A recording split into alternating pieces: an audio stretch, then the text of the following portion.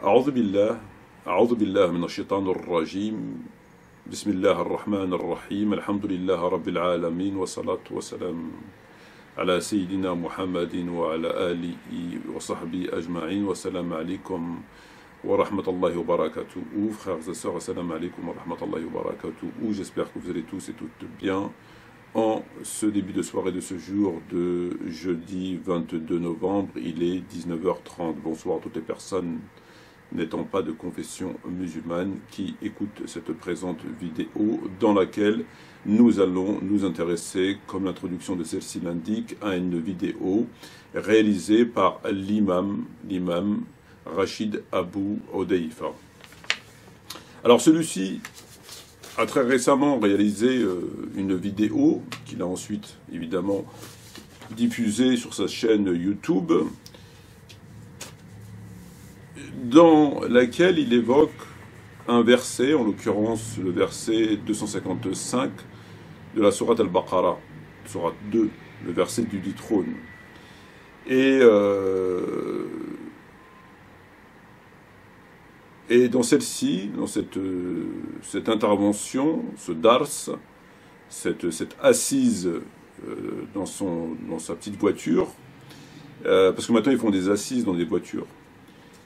C'est partout, maintenant c'est partout, ils font des assises partout, au bord de la plage, dans la voiture, sous l'eau, sur la montagne, dans la ferme, aux zoo, enfin c'est un petit peu Valérie, les bandes dessinées qu'on avait quand on était petit, Valérie à la montagne, Valérie à la campagne, Valérie à la plage, Valérie.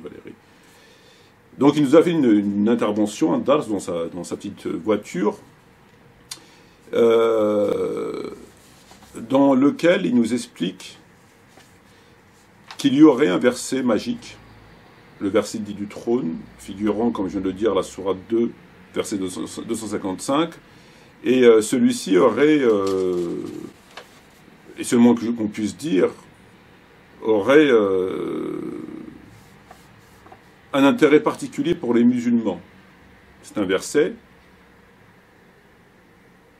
contrairement aux autres versets du Coran, qui a un intérêt extrêmement particulier pour les musulmans, comme on va le voir. Parce que ce verset permet à tout musulmane je ne sais pas encore, il n'a pas développé son cours de din, son ilm, il n'a pas fait étalage de cet océan de science à profusion, et donc lorsqu'on lit ce verset, avec certaines conditions évidemment, il va nous l'expliquer, on va écouter l'extrait, Inch'Allah, tu vas direct au paradis. Tu vas direct au paradis, comme il va nous l'expliquer. Alors, Rachid Abou Hudayfa nous dit que celui-ci nous offre le paradis, nous permet d'aller au paradis pour le prix d'un carambar. Le paradis à portée de main pour le prix d'un carambar. Ah bah oui, le paradis pour le prix d'un carambar. Alors, pour savoir, il faut vite cliquer sur la vidéo. Si vous ne cliquez pas vite, parce qu'il bon, y a de la place, mais est-ce qu'il y en aura pour tout le monde? Si vous voulez aller au paradis, et en plus aller au paradis pour le prix d'un carambar, vous pouvez au moins cliquer rapidement sur la vidéo. Donc il faut vite cliquer sur la vidéo pour savoir comment aller au paradis pour le prix d'un carambar. Donc le paradis en un clic. Alors j'avais cru comprendre que le prophète Mohammed avait eu environ 23 années de révélation, qu'il y a eu un certain nombre de morts, c'était pas non plus la Deuxième Guerre mondiale, pas même la Première, mais il y a eu quand même un certain nombre de batailles, durant lesquelles il y a eu évidemment des morts, de la souffrance, des pleurs, des veuves, des orphelins, une abnégation totale, le prophète n'en parlons pas, des compagnons, et en fait tout ça, à écouter la vidéo de Rachid Abou Hudayfa, tout ça, ça sert à rien. Ah bah tout ça, ça sert à rien.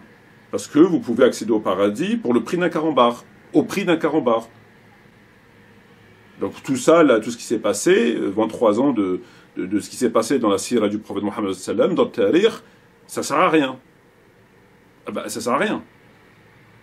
Parce que vous accédez au paradis, pas besoin de tout ça, prix d'un carambar, tu accèdes au paradis. Donc ça sert strictement à rien. Alors, il il fallait juste comprendre le Coran correctement, pour savoir qu'on peut accéder au paradis et qu'il n'y a pas besoin de faire ni le jihad, ni ceci, ni cela, comme il a fait le prophète, etc., etc. Encore faudrait-il comprendre correctement le Coran. Et comme Rachid Abou Daifa, la serpillière de la République, l'a parfaitement compris mieux que tout le monde, et qu'il a trouvé le verset magique, c'est le moins qu'on puisse dire, c'est un verset magique, Sourate 2, verset 255, celui-ci, dès que tu le lis, à certaines conditions, évidemment, il y a toujours des conditions, il faut quand même prendre des cours, tu vas au paradis. Donc tout ça, là, tout ce qui s'est passé, tout ce que je fais, tout ce que beaucoup de gens ont fait, font probablement, feront dans les générations à venir, ça sert à rien. Si tu veux aller au paradis, tu lis le verset 255 de la sourate 2. Mais encore faudrait-il, pour le savoir, avoir pas mal de science et connaître bien le Coran comme Rachid Abou Daifa. Et lui, le prophète Mohammed alayhi salam, il connaissait pas très bien, il n'avait pas très bien compris. S'il avait bien compris le Coran, le prophète, il n'aurait pas fait tout ce qu'il a fait pour finalement arriver au même endroit que Rachid Abou Daifa avec la lecture d'un seul verset. Pourquoi faire tout ça? Oui. Pourquoi faire tous ces problèmes, c'est la hijra, etc., pour aller au paradis, parce que c'est quand même le but du musulman, c'est quand même le... Bon. Alors que, Rachid, lui, il a une formule magique, il a compris, à travers la bonne compréhension du Coran, comment il fallait faire. Alors, contrairement aux coranistes, les coranistes, ils ont fait du prophète un musulman parmi tant d'autres. Dans la croyance coraniste, dans la aqida du coranisme, on peut parler d'une aqida, parce qu'elle aurait juste un article. Ces derniers ont évincé le prophète Mohammed alayhi salatu wassalam. Le prophète, dans l'idée coraniste, est un homme parmi tant d'autres, est un musulman parmi tant d'autres. On n'a pas besoin de lui. On n'a pas besoin de lui pour comprendre le Coran, on n'a pas besoin de lui pour nous expliquer le Coran, on n'a pas besoin de lui pour le tafsir du Coran, on n'a pas besoin de lui pour sabab. On n'a pas besoin du prophète. Le prophète est un musulman parmi tant d'autres. Il n'a pas plus de savoir que le musulman qui sort de la boucherie du coin, il n'a pas plus de savoir. C'est un musulman parmi tant d'autres. N'importe qui, chez les coranistes, prend le Coran, le lit, il l'a compris. Le Coran, il est moubin, il est clair. Il n'y a pas besoin du prophète. Le prophète, c'est un musulman parmi tant d'autres. Et eux, la secte Canada Dry, donc cette fameuse secte qui a tout dans les apparences, rien dans les actes, dont fait toujours partie en réalité Rachid Abou Daifa, contrairement à ce qu'il veut faire croire, eux, ils ont fait du prophète non pas un musulman lambda parmi tant d'autres, mais ils ont fait du prophète un morceau de pain. Le prophète, pour eux, c'est un morceau de pain, c'est un gagne-pain. Comment gagner son pain? Et ils gagnent plutôt bien leur pain. Hier, comment devenir millionnaire, voire multimillionnaire, sans absolument aucun diplôme, aucune fiche de paye, même pas une garde à vue. Je veux dire, tous les gangsters marseillais, tous les gangsters parisiens, et tous les braqueurs et les dealers de shit et de cocaïne, il faut pas leur dire, parce que tous ces gens, eux aussi, se cassent la tête pour rien. Pourquoi tous ces problèmes, la police, les gardes à vue, la prison, la famille, les parloirs, pour gagner finalement pas toujours des sommes importantes, et en tout cas beaucoup d'années de prison, alors que vous avez des gens qui, en d'autres circonstances, auraient été, dans le meilleur des cas, livreurs de pizza, et encore, je suis gentil, sont aujourd'hui, pour beaucoup d'entre eux, au moins millionnaires. Ils sont tous, comment il s'appelle, le Golden Boy, Hassan Hussein et sa famille, ont un parc immobilier de plusieurs millions d'euros, ils payent l'ISF, je sais pas, enfin tous ces gens-là ont des sociétés, des agences de voyage, l'Asfar, l'épicier est devenu millionnaire, ils sont tous au moins millionnaires. Et ils vivent plus que confortablement, y compris les pires d'entre eux en termes financiers, ils vivent plus que confortablement. En tout cas, ils vivent plus que tous les musulmans, mieux que tous les musulmans. Aux frais, évidemment, du contribuable musulman à travers ce que l'on sait. Donc cette fameuse secte Canada Dry. Et alors, c'est vrai que quand j'écoutais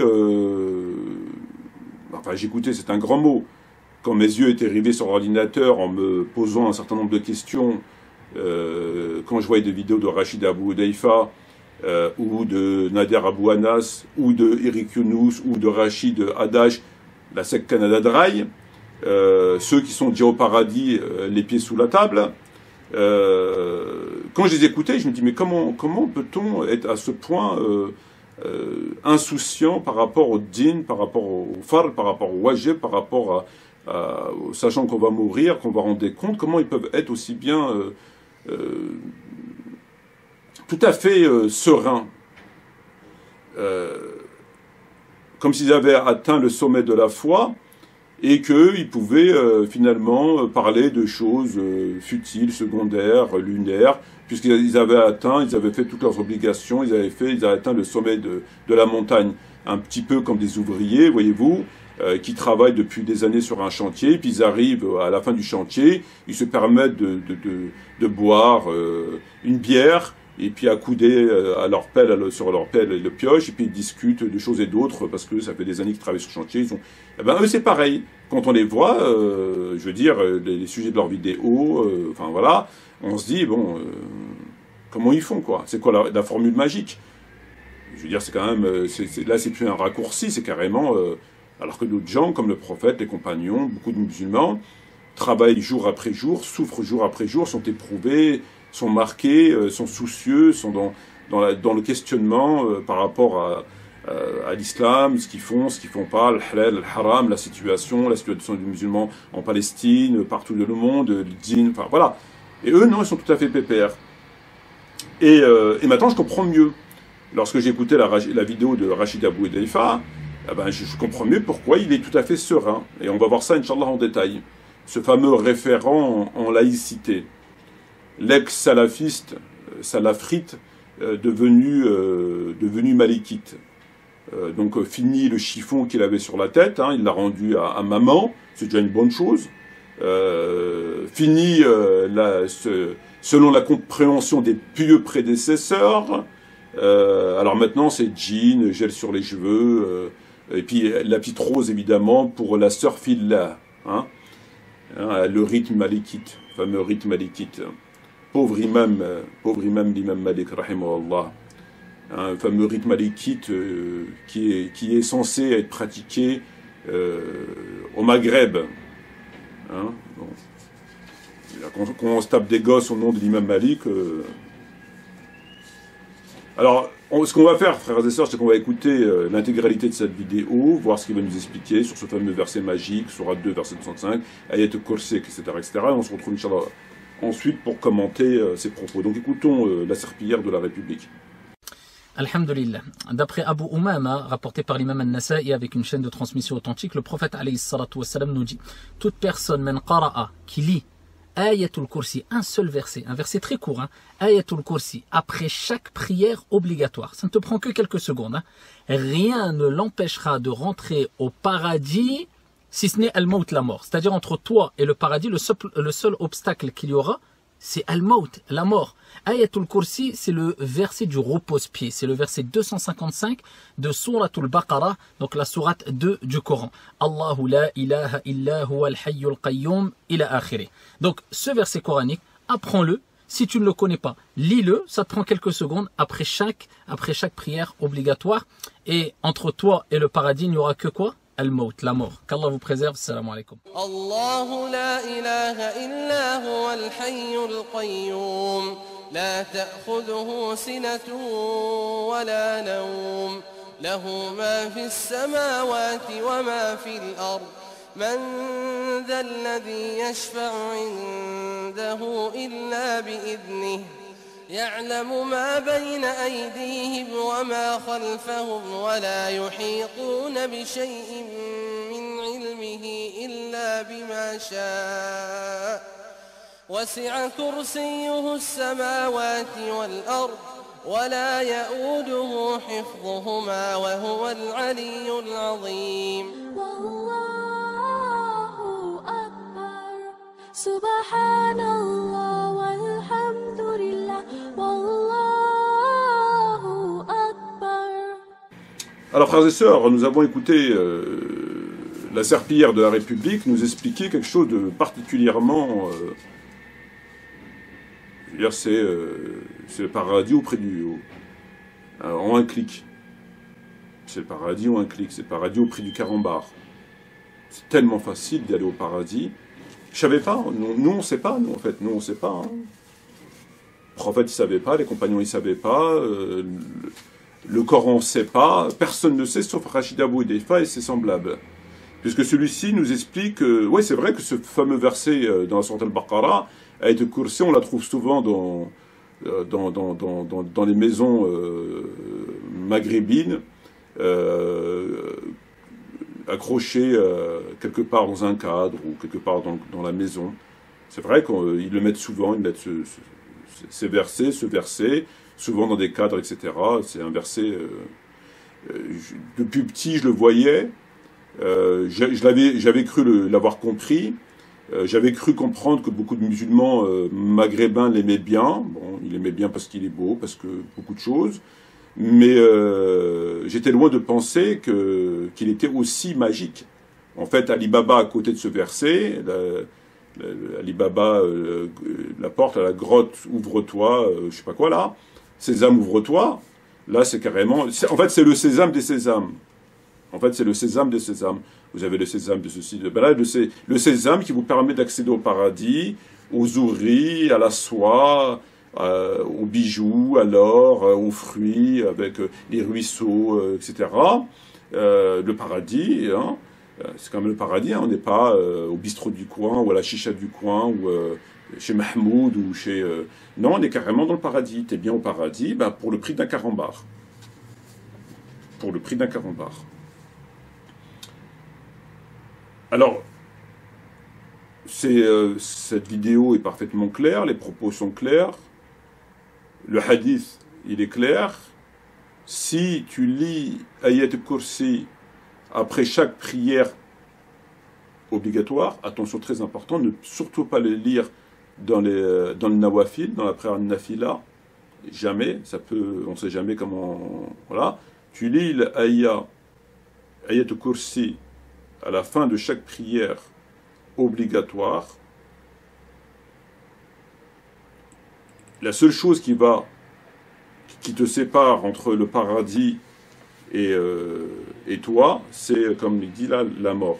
C'est un truc comme ça, la mort c'est comme ça. C'est la mort. Ça veut dire que tu vas dire, il n'y a pas de, tu passes pas par Jahannam, ou tu passes pas par le jugement, tu passes par rien. C'est clair.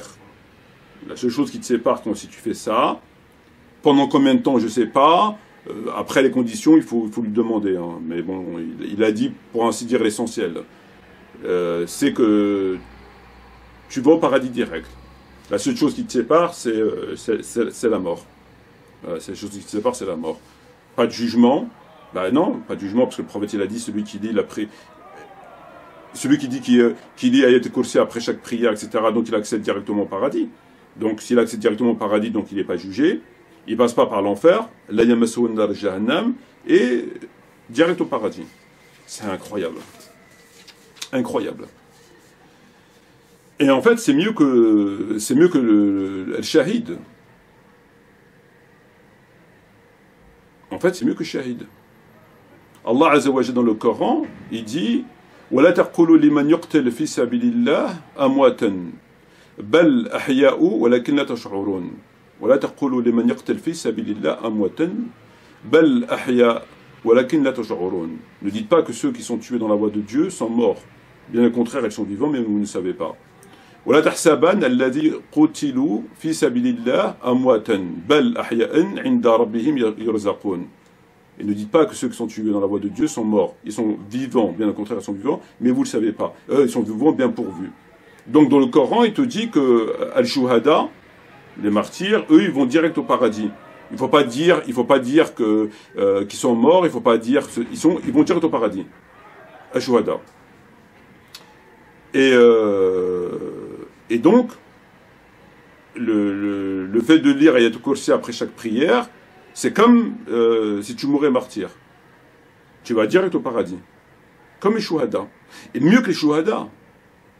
Parce que le prophète, d'après un hadith, le prophète aurait dit, Sahih Muslim, le messager de Dieu a dit, on pardonne aux martyrs tout, sauf la dette. Donc il aurait conditionné ces versets où Allah dit direct au paradis, il n'y a pas de condition, c'est direct au paradis, ne dis pas qu'il est etc. Donc il n'y a pas de condition. Quand tu vois un martyr qui est martyr, au sens strict du terme, c'est le paradis. Le prophète aurait conditionné, c'est après le hadith muslim, sahih, Allah il pardonne tout aux martyrs, sauf la dette. Ça veut dire que si tu as laissé 20 euros, 50 euros, il ne pardonne pas. Il faut que tu règles tes comptes. Voilà, donc lire Ayat al-Kursi après chaque prière, c'est mieux que mourir à martyr. Parce que là, même la dette, si tu as laissé une ardoise, c'est pas grave. Il n'y a pas de condition. Tu lis la Ayat après chaque prière, tu vas direct au paradis. La seule chose qui te sépare, c'est la mort. Alors que le martyr, non.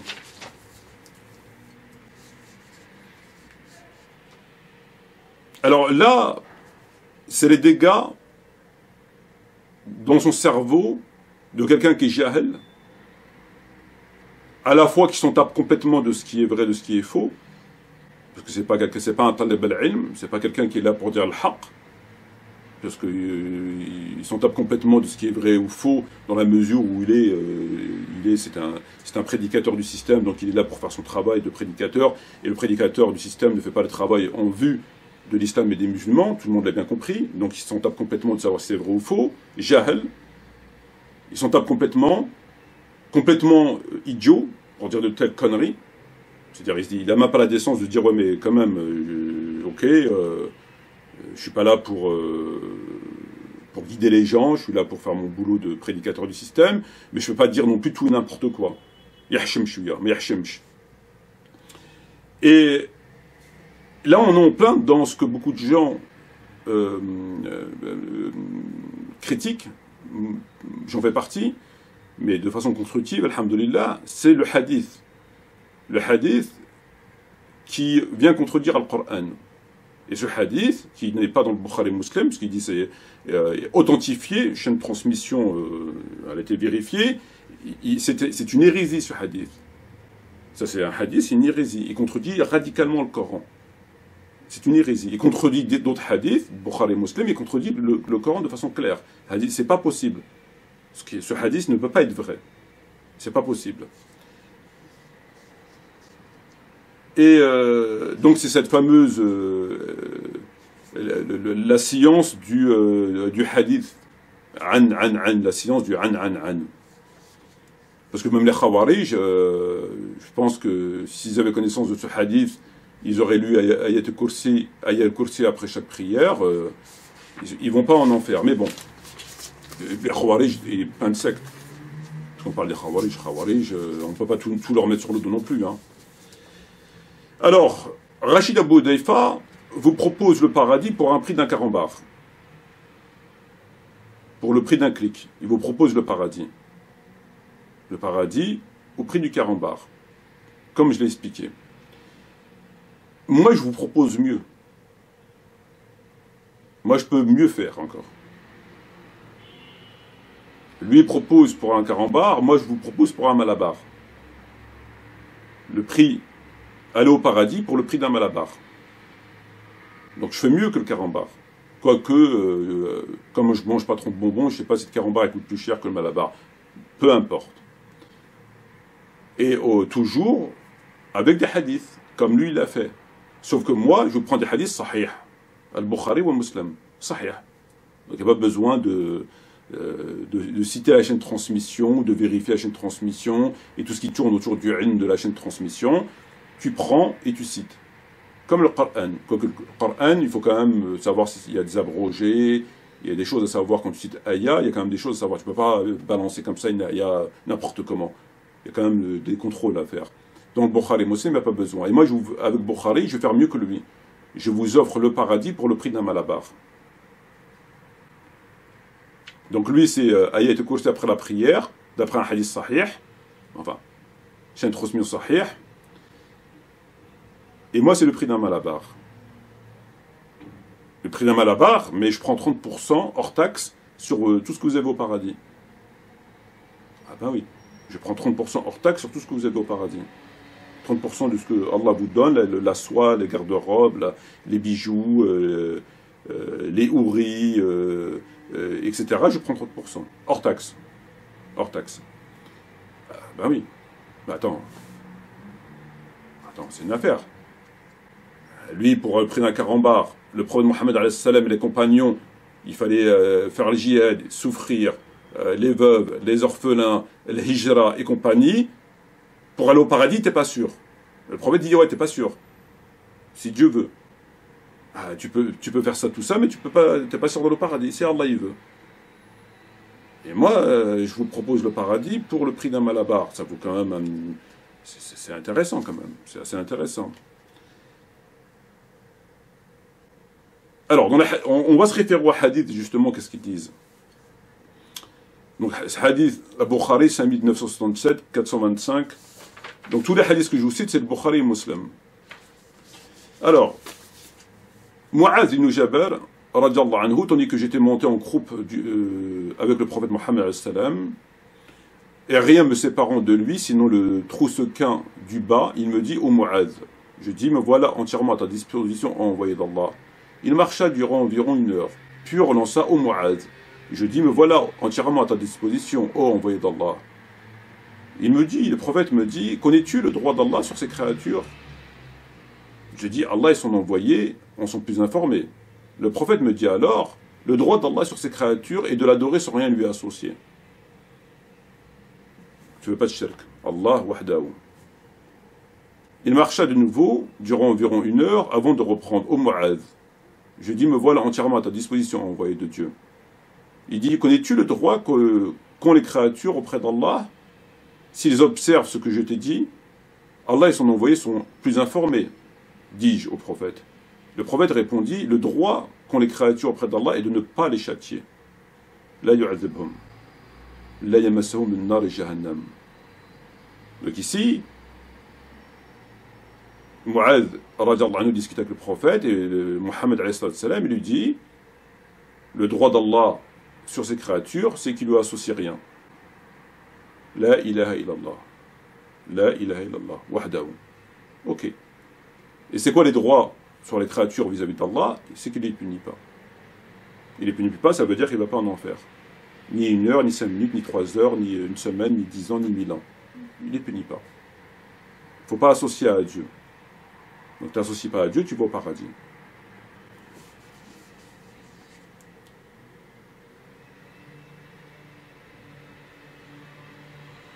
Le prophète Mohammed a dit, Allah a interdit le feu de recevoir toute personne ayant attesté qu'il n'y a de Dieu que Allah. Nous voulons par cela que la face d'Allah. Allah a interdit, harama Allah, nar jahannam. Allah a interdit le feu à toute personne qui a attesté qu'il n'y a de Dieu que la ilaha illallah. C'est pas la ilaha illallah, Muhammad Rasulullah. Dans le hadith, il n'y a pas de Muhammad Rasulullah. La ilaha illallah. Yekfi. Tekfi. À partir de là, tu vas au paradis. Le prophète Mohammed a dit, celui qui meurt en sachant qu'il n'y a point de Dieu qu'Allah entrera au paradis. Nous étions assis autour du messager de Dieu dans un groupe au sein duquel se trouvaient Abu Bakr et Omar, radiallahu anhuma. Le messager de Dieu, alayhi salam, s'en alla et tarda à venir. Nous eûmes peur pour sa personne. Puis, pris de panique, nous nous levâmes. J'en fus le premier à en avoir peur.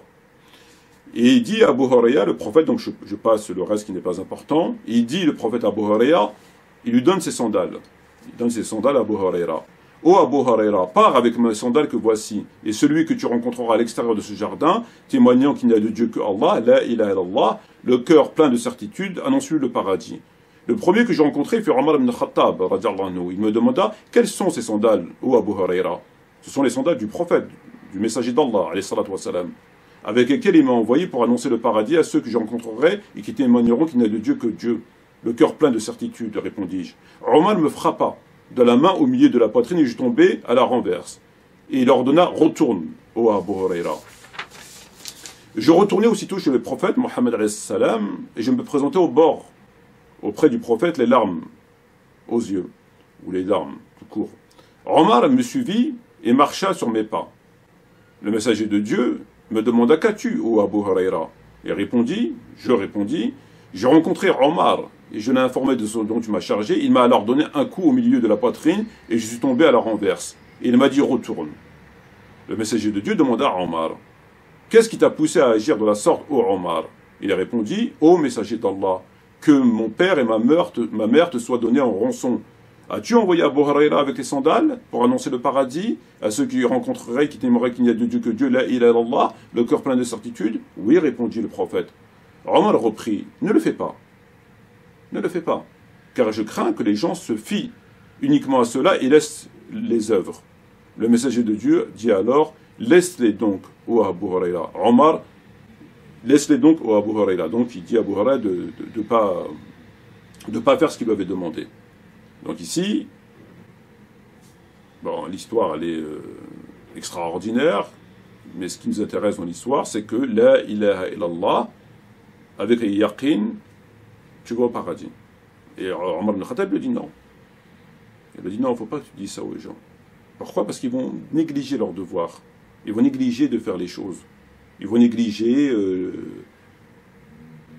ils vont se remettre qu'à ça, ils vont rien faire. Donc il ne faut pas leur dire, laisse-les travailler. Laisse-les travailler dans le vent, laisse-les travailler pour rien, parce que de toute façon, qui travaillent ou qui ne travaillent pas, ils vont au paradis. Dès qu'ils disent la ilaha illallah, ils vont au paradis. Donc laissez travailler dans le vent. Selon ce hadith. Donc il ne faut pas, sinon ils vont arrêter de travailler. Travailler dans le vent. Donc ici, c'est clair que la ilaha illallah, bidoni Muhammad Rasulullah, toujours, dans le hadith, il n'y a pas de Muhammad alayhi salam. C'est toujours la ilaha illallah. Ce qui permet à la personne d'être un monothéiste.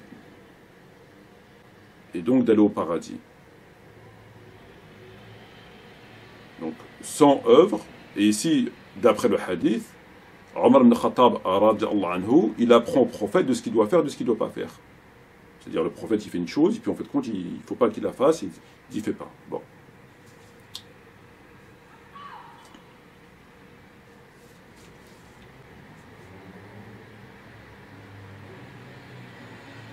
Une autre variante du hadith, Mu'az ibn Jabal était assis en groupe derrière le prophète, sur une monture.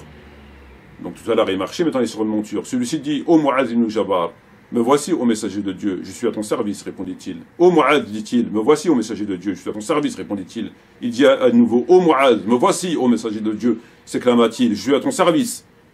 Il affirma, aucun serviteur qui ne témoigne qu'il n'y a de Dieu que Dieu, et que Mohammed, alayhi salam, est son serviteur et son messager, sans que Allah ne lui interdise l'enfer. Donc là c'est une autre variante. Là il ne marche plus, ils sont sur une monture, il l'interpelle 3 fois, il ne lui dit pas le droit, machin. Ô Mu'adh, ô Mu'adh, ô Mu'adh, aucun serviteur qui ne témoigne qu'il n'y a de Dieu que Allah, et que Muhammad alayhi salam est son serviteur et son messager, sans que Allah lui interdise le feu de l'enfer. C'est-à-dire il ne reste pas une seconde fait Jahannam. Pourquoi? La ilaha illallah Muhammad Rasulullah. Ô messager de Dieu, répliqua-t-il, Mu'adh, ne informerai-je pas les gens afin qu'ils se réjouissent? Alors répondit le prophète, non, ô Mu'adh. Il ne faut pas leur dire, sinon ils vont arrêter d'agir. Mu'adh révéla l'information au moment de sa mort par peur du péché. Alors là, c'est dans le hadith avec Abu Huraira, c'est Omar ibn Khattab qui donne l'idée au prophète de ne pas le dire. Le prophète dit oui, c'est vrai, il ne faut pas le dire. Ici, avec Mu'adh, c'est le prophète lui-même qui lui dit il ne faut pas le dire. Donc, est-ce qu'il s'est référé au cours de Omar, qui est peut-être avant, et qui s'est rappelé qu'il ne faut pas le dire, parce que quand Mu'adh lui dit est-ce que je dois le dire aux gens, il dit non, il ne faut pas le dire. Donc, comment ça fonctionne? C'était avant, c'était après, ça vient de lui, il se contredit, enfin, qu'est-ce qui se passe? Et donc, il lui dit il ne faut pas le dire. Donc, il y a 3 récits comme ça qui se contredisent. Une fois, c'est Omar qui dit au prophète il ne faut pas le dire. Une fois, c'est le prophète lui-même qui dit il ne faut pas le dire. Une fois, le prophète dit il faut le dire. Bref, quoi qu'il en soit, Mu'adh, il l'a dit. Alors que le prophète lui dit il ne faut pas le dire. Donc si on a le hadith aujourd'hui, si on le lit là, c'est qu'il l'a dit. Il l'a dit avant de mourir. Pourquoi? Par peur du péché. Quel péché? Quel péché t'encourt si tu respectes le secret du prophète? puisque le prophète t'aurait dit, quand tu lui as dit est-ce que je peux le dire, il t'a dit il ne faut pas le dire, chut, tu ne le dis pas. Et lui, il aurait dit avant de mourir, pourquoi? Parce qu'il a peur du péché. Quel péché? Le péché, c'est de dire ce que le prophète t'a dit de ne pas dire. Le prophète, c'est de dévoiler le secret du prophète. Il t'a dit tu ne dis pas, tu ne dis pas. Tu n'encours aucun péché. Quel péché tu vas encourir? Le prophète a dit, tu as parlé avec le prophète, il t'a dit il ne faut pas le dire. Pourquoi tu le dis? Et tu dis tu as eu peur du péché. Donc tout ça, on voit bien que ça a été inventé. Même l'histoire en soi, elle est bancale. Les hadiths se contredisent. Et surtout, c'est que c'est évident que la shahada, pour les musulmans, ne permet pas d'aller au paradis et que l'enfer ne te touche pas. Que tu vas rentrer en définitive au paradis, on peut discuter. Et encore, j'en suis pas sûr. C'est un autre débat. Que tu finis par rentrer au paradis parce que tu es musulman, tu faisais la prière, tu faisais KBR, etc. C'est un autre débat. Mais qu'on te dise que le feu de l'enfer ne te touchera pas, comme il est dit dans les hadiths en arabe, bien traduit en français, ça n'existe pas. Ça contredit le Coran à 100%. À 100%. Et après, on voit que c'est du n'importe quoi à l'intérieur. Il lui donne ses sandales, pourquoi tu lui donnes ses sandales? Et le prophète, il reste pieds nus, pourquoi tu restes pieds nus? Comme par hasard, il rencontre qui? Omar. Il n'a pas rencontré Abou Bakr, il n'a pas rencontré Bilal, il n'a pas... Omar, toujours Omar qui apparaît. Omar, il donne des cours de djinn au prophète. Et puis après, c'est le prophète qui dit de ne pas dire, c'est du n'importe quoi. Et le fond du sujet, l'idée en soi, c'est une idée hérétique, elle coufre. Parce que c'est impossible. C'est impossible qu'un musulman, parce qu'il a fait la shahada, la ilaha illallah Muhammad Rasulullah, le feu, la yamassaou nar jahannam, impossible. Impossible. C'est contredit le Coran de A à Z. Aucun verset ne va dans ce sens. Tous les versets vont dans l'autre sens. Tous. Donc ça, c'était inventé. Mais ce qui est intéressant ici, c'est que lui, il vous propose le paradis pour un carambar, puisqu'il te dit qu'à la fin de chaque prière, tu récites Aya al-Kursi. Il n'y a que ça il y a que la mort qui te sépare du paradis. Tu vas direct au paradis. Ça veut dire, quand on dit il y a que la mort qui te sépare du paradis, il faut comprendre par là que tu ne vas pas aller en enfer. C'est pour faire comprendre aux gens, il n'y a que la mort qui te sépare du paradis, il n'y aura pas d'autre chose qui va te séparer du paradis. Parce que on peut penser que tu lis Ayat al-Kursi après chaque prière, tu vas au paradis, on peut te dire, oh mais tu vas au paradis, mais tu auras purgé ta peine en enfer si tu as fait le kaba'ir. Et pour être sûr que les gens comprennent, il n'y a pas d'enfer, on leur dit, il n'y a que la mort qui te sépare. Qu'est-ce qui te sépare entre toi et le paradis? L'enfer? Autre chose? Un jugement à venir? Non. Ce qui te sépare, c'est juste la mort. Dès que tu es ressuscité, tu vas au paradis. Comme ça, comme c'est écrit. Ben, là encore, il n'y a pas besoin d'Ayat al-Kursi. Parce que ceux qui récitent Ayat al-Kursi après chaque prière, ils disent tous La ilaha illallah Muhammad Rasulullah. Et dans le Bukhari et Muslim, La ilaha illallah Muhammad Rasulullah, takfi, tu trouves les jinnah. Bidouni hissab, bidouni rien. Comme c'est écrit là. Et personne ne peut dire, non mais c'est d'accord, on comprend qu'il faut le paradis parce que en enfer, non, on ne comprend rien du tout. Le feu de l'enfer, il ne touchera pas. C'est écrit clairement en arabe, il n'y a pas de discussion à avoir là-dessus. C'est du faux.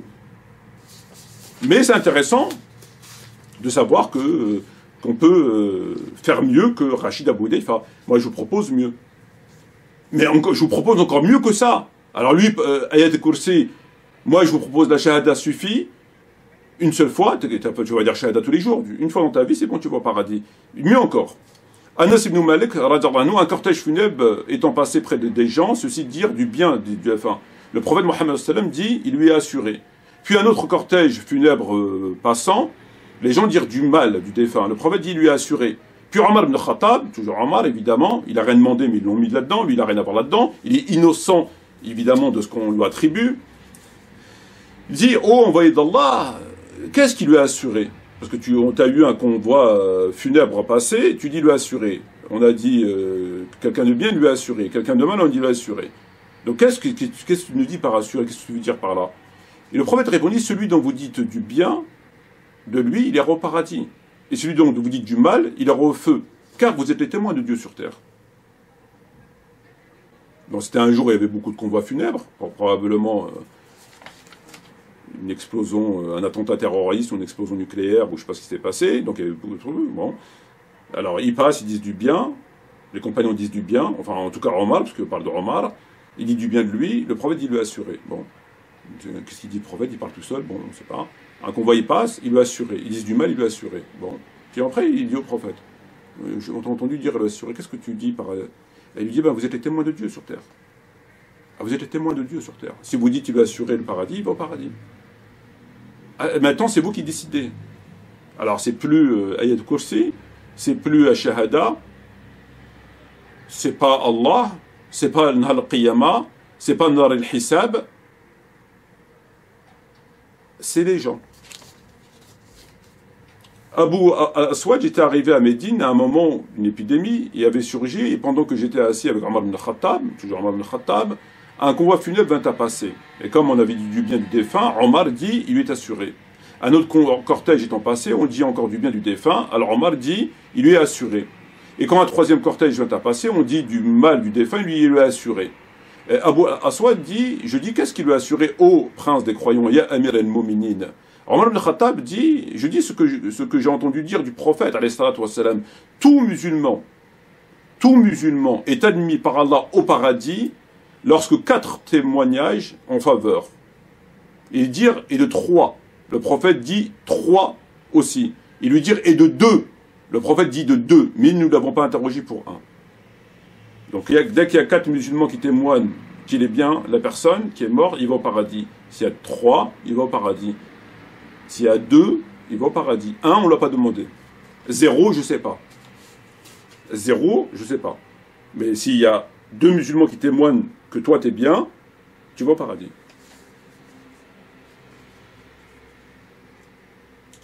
Donc, autre texte, pareil, hein, un convoi funèbre vient à passer, il lui a assuré, etc. Vous êtes témoin de Dieu sur terre, une autre variante, pareil.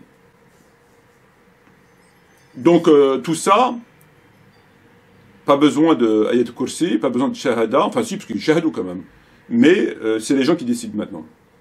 C'est les musulmans qui décident qui vont au paradis ou en enfer. Après, on peut se demander, est-ce que ça marche pour les femmes?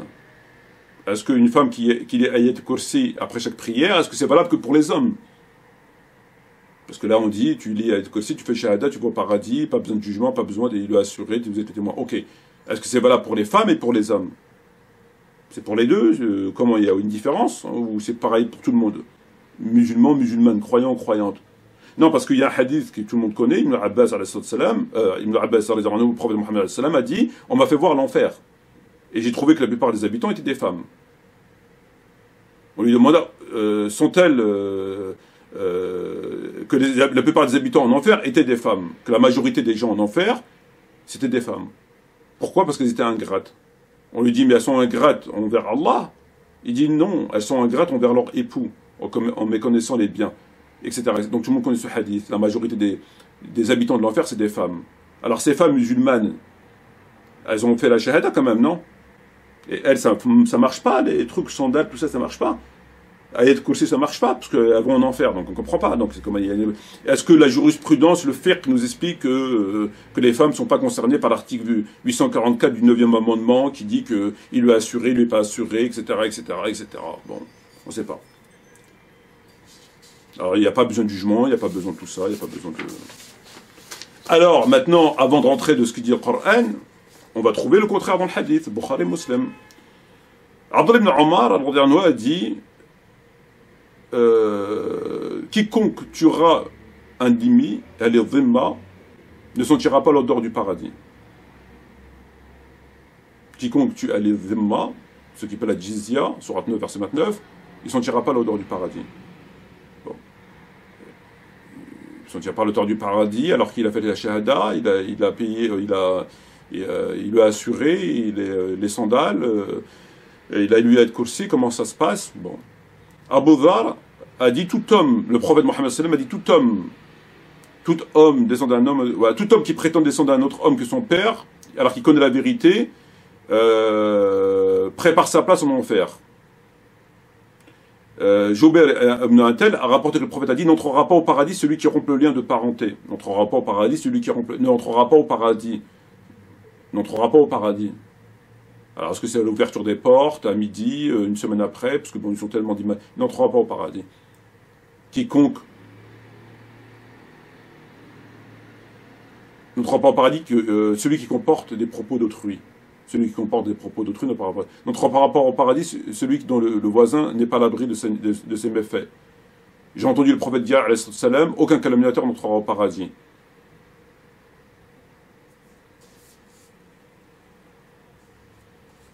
N'entrera pas au paradis celui qui rompt les liens de parenté.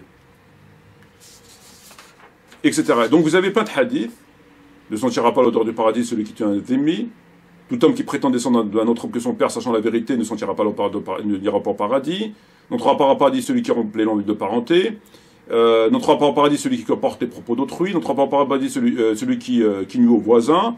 Le calomniateur n'entrera pas au paradis, etc. Donc on n'a pas de hadith qui te dit que si tu fais ça, ça, ça, ça ou ça ou ça, tu ne vas pas au paradis.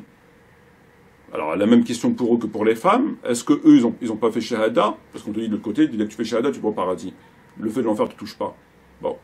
Est-ce que eux, ils n'ont pas lu Ayat Kursi? Ils n'ont pas entendu le prophète dire, tu lis Ayat Kursi, tu vas au paradis sans jugement? Parce que ça concerne les musulmans. Parce que les kuffars, ils sont, eux, destinés en enfer, déjà. Donc, évidemment, tout ça, ça concerne les musulmans. Qui calomnient ou qui calomnient pas le kafir, et les kafirs, ils vont en enfer d'après le Coran. Donc, tous ces gens qui sont musulmans, bah, je sais pas, peut-être qu'ils connaissaient pas, ils sait pas, en fait, pas eux, voilà, pas eux. Voilà. Ils font la shahada, pas la shahada, il y a de kursi, pas de kursi. C'est comme les femmes, en fait, pas eux. Bon. Et qu'est-ce que dit le Coran? Parce qu'ils ont mis le hadith au-dessus du Coran, parce que le hadith, la méthodologie pour un étudiant, pour valider un hadith, l'article 1, que tout le monde doit inscrire dans sa tête, c'est que le hadith ne doit jamais contredire le Coran. Comme l'a dit le prophète, si on attribue un propos qui contredit le Coran, je n'ai pas pu le dire. Ben, ça me semble logique. Encore faudrait-il savoir ce que c'est une contradiction, parce que des gens voient des contradictions, là il n'y en a pas forcément. Donc il faut bien vérifier que c'est bien une contradiction. Donc l'article 1, pour le nourrisson étudiant, c'est que le hadith, rapporté par qui tu veux, ne contredit jamais le Coran. S'il y a une contradiction avérée, tu prends le hadith, tu lui mets un coup de pompe. Il n'y a pas de hadith qui tient. S'il contredit kalam Allah. Parce que la parole de Dieu, on est sûr que c'est la parole d'Allah. Alors que la parole du prophète, on n'en est pas sûr. On ne peut pas douter du livre de Dieu, mais on peut douter de ce qui est écrit dans le Bukhari, Muslim, Abi Daoud, Nisaï, etc., etc. Concernant le Qiyamah, comment ça se passe?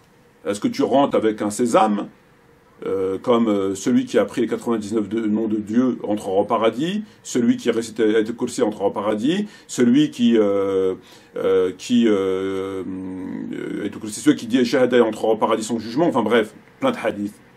Est-ce que dans le jugement, dans le Coran, comment se passe le jugement d'Allah? Comment il se passe le jugement? Le jugement d'Allah, al-mizan. Al-qiyama al-mizan. Al-qiyama al-mizan. C'est la balance. Je parle pour les musulmans. Laissons al-kitab, laissons les autres, on ne s'occupe pas d'eux. Pour nous les musulmans, pour vous, la plupart qui m'écoutez, pour moi, pour tous les musulmans, le jour de la résurrection, les gens quand ils sont ressuscités ne savent pas s'ils vont aller au paradis ou en enfer. Donc, l'histoire dans la tombe, il vient te dire c'est bon, tu vas au paradis, je vais te montrer ta place au paradis avec un lit et Canal+, etc., etc. Ça, c'est douteux. Parce que le principe, c'est que quand tu es ressuscité, tu vas être jugé. Donc, si tu sais déjà que tu vas aller au paradis, pourquoi qu'on te juge? À part si c'est pour les caméras ou pour faire bien. C'est une parodie de jugement. Allah, il te juge, mais tu sais que tu vas aller au paradis. Comment tu le sais? Ben, on t'a dit dans la tombe. On t'a dit, tu as vu ta place au paradis, donc quand tu es ressuscité, tu sais que tu vas aller au paradis. À part, on t'a dit, mais tu l'oublies. Après, bon, c'est autre chose, c'est qu'on t'oublie, parce qu'après, on t'injecte un gaz dans ta tombe, et puis tu l'oublies, quand tu es ressuscité, tu oublies qu'on un ange, il est venu te voir, etc. Tu oublies que, Ayat Kursi, tu oublies que, enfin bref. Donc il est clair que, pour être sérieux, que quand tu meurs, et quand tu es ressuscité le jour de l'Qiyamah, tu sais pas si tu vas aller au paradis ou en enfer. Il faut que tu sois jugé. Donc tous les hadiths de la tombe, le jardin, ou Ayat Kursi, ou Shahada, ou, tout ça, il faut écarter. Aucun musulman, à part une catégorie Shuhada et compagnie, ne peut savoir, etc., parce qu'il y a la balance, et il y a un jugement. Et le propre d'un jugement, c'est de juger. Et quand on juge, ça veut dire que, en théorie, on ne sait pas si tu vas aller au paradis ou en enfer, parce qu'on va te juger. Quand tu vas au jugement, c'est pour être jugé. Et si on te juge, c'est pour savoir si tu vas au paradis ou en enfer. Donc si tu sais que déjà là où tu vas au paradis avec ton petit sourire, et que tu viens et que tu sais que tu vas au paradis, c'est une parodie du jugement. Tu fais exprès d'être en panique, etc. Tu sais pas, attention, c'est chaud pour moi, attends, mais tais-toi, fais moins de bruit, là c'est pas bon pour moi, t'as vu, j'ai fait beaucoup de conneries, etc. Ouais, mais tais-toi, arrête, tu déconnes, là. Là, on n'est pas à la cour d'appel de Paris, là, on n'est pas au tribunal correctionnel de Paris. Là, il n'y a pas d'appel, il n'y a pas de cassation. Hein. Une fois que le jugement est tombé, c'est définitif. Il n'y a pas d'appel, il n'y a pas d'avocat, il n'y a pas de cassation, il n'y a pas tout ça, il n'y a pas de vice de procédure. Donc c'est pas sérieux, c'est pas sérieux. Dans le Coran, فَمَنْ ثَقُلِتْ مَوَازِنُهُ فَأُولَئِكَ هُمْ مُفْلِحُونَ فَمَنْ ثَقُلِتْ مَوَازِنُهُ فَأُولَئِكَ هُمْ مُفْلِحُونَ المفلحون. Celui dont les balances pèseront lourd, il a réussi. Il n'y a pas d'histoire d'ayat kursi, il n'y a pas d'histoire tu apprends le 99 de John, il n'y a pas tout ça, ta balance. وَمَنْ خَفَّتْ مَوَازِنُهُ فَأُولَئِكَ الَّذِينَ خَسِرُوا أَنفُسَهُمْ فِي جَهَنَّمَ خَالِدُونَ. Et celui dont les balances pèseront légères, ce sont ceux-là qui ont détruit leurs propres âmes. C'est fini pour eux. خَسِرُوا أَنفُسَهُمْ, ils ont فِي جَهَنَّمَ خَالِدِينَ. فِي جَهَنَّمَ خَالِدِينَ. En enfer éternellement. Après quoi? Après la balance. فأما ثقلت موازينه فهو في عيشة راضية وأما خفت موازينه فأمه هاوية وما أدراك ما هي نار حامية. Pareil, la balance. فأما ثقلت موازينه فهو في عيشة راضية. Celui dont les balances pèseront lourd, il est sauvé. Et celui léger, c'est fini pour lui. وَمَا أَدْرَكَ مَا هِيَ نَارٌ حَامِيَةٌ تِلْكَ حُدُودُ اللَّهِ وَمَنْ يُطِعِ اللَّهَ وَالرَّسُولَ يُدْخِلْهُ جَنَّاتٍ تَجْرِي مِنْ تَحْتِهَا الْأَنْهَارُ خَالِدِينَ فِيهَا وَذَلِكَ الْفَوْزُ الْعَظِيمُ وَمَنْ يَعْصِ اللَّهَ وَالرَّسُولَ وَيَتَعَدَّ حُدُودَهُ يُدْخِلْهُ النَّارَ خالدين فيها وله العذاب مهين. تلك الحدود. Si tu violes les hudud d'Allah, Jahannam. Jahannam, sauf si tu as récité Ayat al-Kursi, ou si tu as fait La ilaha illallah, ou si tu as dit le 99, non. Évidemment. Donc, les shurut, ils sont dans le Coran. وَمَنْ يَقْتِلْ مُؤْمِنًا مُتَعَمِدًا ومن يقتل مؤمنا متعمدا فجزاء جهنم خالد فيها وغضب الله عليه ولعنه وأعد له العذاب عظيم. Celui qui tue un croyant volontairement, pas par accident, pas involontairement, éternellement dans le feu de l'enfer. Éternellement. Allah est en colère contre lui, il l'a maudit. À part s'il a tué un musulman, voire des centaines de musulmans, mais il récitait après chaque prière, Ayat al-Kursi. Après, il n'y a que la mort qui le sépare. Oui, et il disait 99 du nom de Dieu, ou ce que j'ai dit. Ben après, il peut tuer des musulmans qui veut, c'est pas grave. Wailou lil musallin, alladhi hum an salatihim sahun. Wailou lil musallin. Malheur aux prieurs qui négligent leur prière. Il n'y a pas d'ayat kursi, il n'y a pas de 99 noms, il n'y a pas de La ilaha illallah Muhammad Rasulullah, il n'y a pas. Fastaqim kama umirt. Fastaqim kama umirt. Et pratique comme je t'ai ordonné. Je t'ai appris et dit de faire comme ça la religion, il faut la faire comme ça, comme je t'ai ordonné, pas comme tu veux. Pas comme ce qu'ils font aujourd'hui. وقالوا ربنا إن أطعنا سادتنا وكبراءنا فأضلونا السبيل ربنا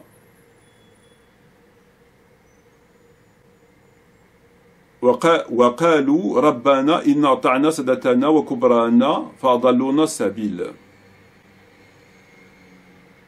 أفتؤمنوا ببعض الكتاب وتكفروا ببعض فما جزاء من يفعل ذلك منكم إلا خزي في حياة الدنيا واليوم القيامة يرون أشد العذاب وما الله بغافر عما تعملون أولئك الذين اشتروا حياة الدنيا بالآخرة فلا يخفف منهم العذاب ولا هم ينصرون ومن الناس من يعبد الله على حرفين.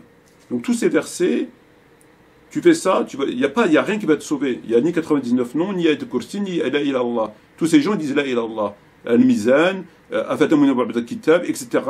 Tout ça, c'est clair dans le Coran. Et ça contredit évidemment les 99 noms, tu sais où c'est que tu vas aller, etc. Ça n'a rien à voir. Alors le Coran, il ne dit pas ça. Tout le Coran, il n'y a aucun verset qui vient dire ce hadith dit aucun. Ça n'existe pas. Il y a le principe de la balance, le principe qu'un jugé ne sait pas le verdict du jugement, sinon je ne vois pas pourquoi on le juge, à part pour faire une parodie, donc c'est Walt Disney, etc., etc. Et en fin de compte, ces gens comme lui, la serpillière de la République, et ceux qu'on entend, notamment les coranistes, etc., c'est Allah a dit d'eux,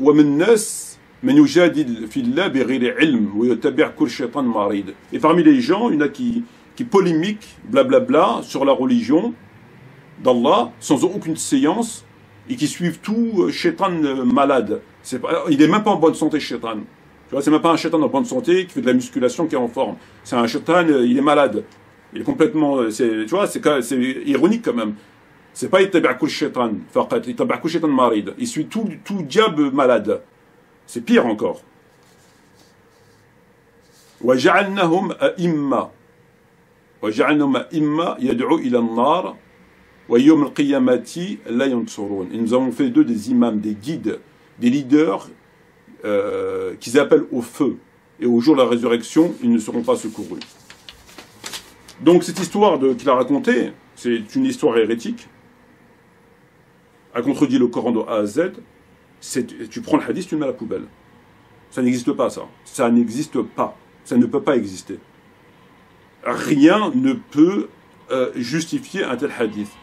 Le fait de lire Ayat al-Kursi après chaque prière, tu vas au paradis, et il n'y a que la mort qui te sépare, ça c'est... J'arrive même pas à comprendre comment on a feuilleté le Coran, tu feuillettes le Coran une fois, tu comprends que c'est pas possible, ça n'existe pas. Ça n'existe pas tout ça. Et le hadith qu'on a vu dans le Bukhari, les sandales, les trucs, c'est inventé tout ça.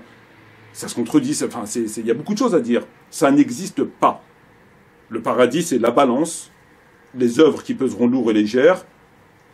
Tu sais pas si tu vas être jugé, tu sais pas où c'est que tu vas aller parce que tu vas être jugé, contrairement à ce qu'ils peuvent dire. Et c'est tes œuvres qui t'emmènent au paradis ou en enfer.